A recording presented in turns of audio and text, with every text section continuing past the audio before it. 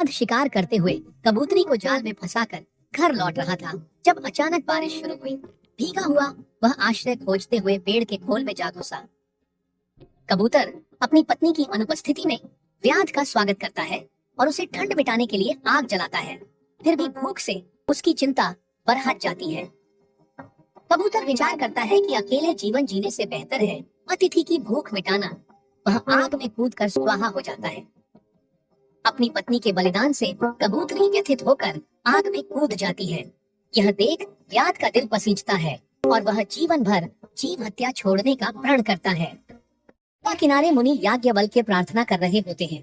अचानक एक चूहे का बच्चा उनकी हथेली में गिर जाता है, जिसे वे अपनी पुत्री बनाने का निर्णय लेते हैं। वर्षों बाद उनकी पुत्री बद्धी हो जाती है। मुनि याज्ञवल्क्य उसके लिए श्रेष्ठ रत्न खोज करते हैं, लेकिन कोई भी उसे पसंद नहीं आता। जब मुनि पुत्री मूषकराज से मिलती है तो उसे अपनत्व का अनुभव होता है और वह विवाह के लिए तैयार हो जाती है। मुनि ने अपनी पुत्री को उसके पूर्ण रूप चूहिया में बदल दिया और उसका विवाह मूषकराज से संपन्न करवा दिया। यह सिद्ध करता है कि बाह्य स्वरूप बदलने से आंतरिक स्वरूप नहीं बदलता। युधिष्ठिर नामक कुम्हार अपने टूटे हुए खडीहे से टकराकर गिर पड़ा और माथे पर घाव कर बैठा। गांव में अकाल पड़ने दियटने पर युधिष्ठिर ने दूसरा राज्य चुना और वहां सेना में भर्ती हो गया। राजा ने युधिष्ठिर के माथे पर बढ़ते निशान को वीरता का प्रतीक मानकर उसे उच्च पद दे दिया। युद्ध की घोषणा से पहले राजा ने युधिष्ठिर से उसकी वीरता के प्रतीक का इतिहास पूछा। युधिष्ठिर ने सच कह दिया कि चोट उसकी अय्याशी का परिणाम थी, न कि वीरता का। सच जानने पर राजा ने युधिष्ठिर को पद से हटा दिया और राज्य से निर्वासित कर दिया। चित्रांग और उसके साथी सुख शांति से नगर में रहते थे, परंतु अकाल के चलते वे भोजन की समस्या से जूझ रहे थे। चित्रांग दूसरे देश चला गया और एक धनी स्त्री के लापरवाह घर से स्वादिष्ट भोजन करने लगा। वहां के गलियों के अन्य कुत्ते चित्रांग पर ईर्ष्यावश हमला करते और उसे घायल कर देते। अपने वंश भाइयों की ईर्ष्या को देखकर चित्रांग परेशान हो गया और अपने पुराने सुखद नगर में लौट आया। नगर लौटते ही चित्रांग के साथी उसे मिलने आए और विदेश में उसके अनुभवों के बारे में जानने की उत्सुकता दिखाई।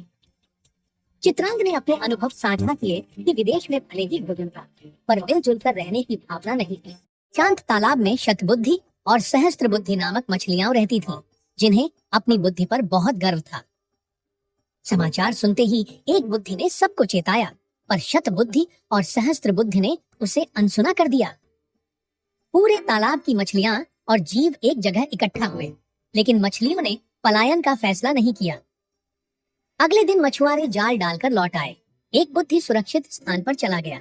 शतबुद्धि और सहस्त्रबुद्धि पकड़ी गईं। शतबुद्धि और सहस्त्रबुद्धि की दुर्दशा देखकर एक बुद्धि ने निष्कर्ष निकाला कि महत्वपूर्ण समय पर व्यवहारिक सूझबूझ काम आती है। दूरस्थ वन के तालाब के किनारे बूढ़ा बगुला रहता था, जो मछलियों पर निर्भर था। उसकी आंखें कमजोर हो गई थीं। अपनी हालत से परेशान बगुले ने एक चालाक युक्ति निकाली और एक टांग पर खड़े होकर जोर जोर से विलाप करने लगा। केकड़ा बगुले के पास जाकर सूखा पड़ने की भविष्यवाणी सुनता है और तालाब के जलचरों को बताता है।